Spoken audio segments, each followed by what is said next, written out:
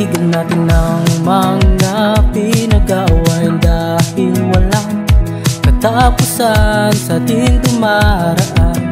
Gusto ko lang na maayos ang bawat trahedya na hindi pagkakaunawaan. Pilit ko pa rin inaayos.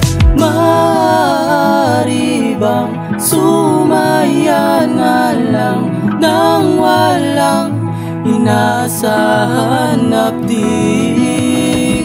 Kung pwede lang humiling at paguging ko aking tagana, na di na mararanasang nagtutosang bigla.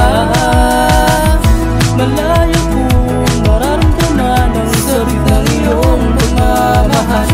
Siguro kung hawak ko hindi na ako mag-isip kailan. 10 beses sa isang araw akong nagtatanong sa sarili ko kung bakit ba nangyari ang lahat ng ito.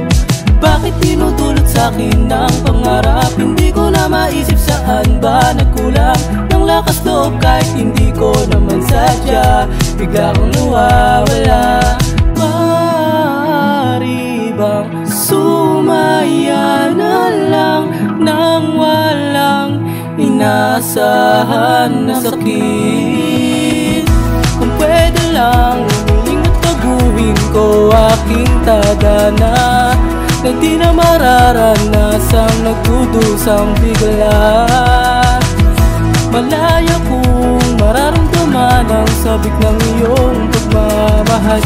Siguro kung hawak ko hindi na ako mag-isip kailan. Paano na kung di ka na bumalik?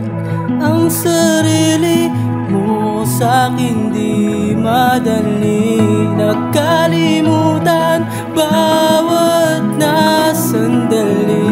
Kahit mahirap sa'kin tanggapin,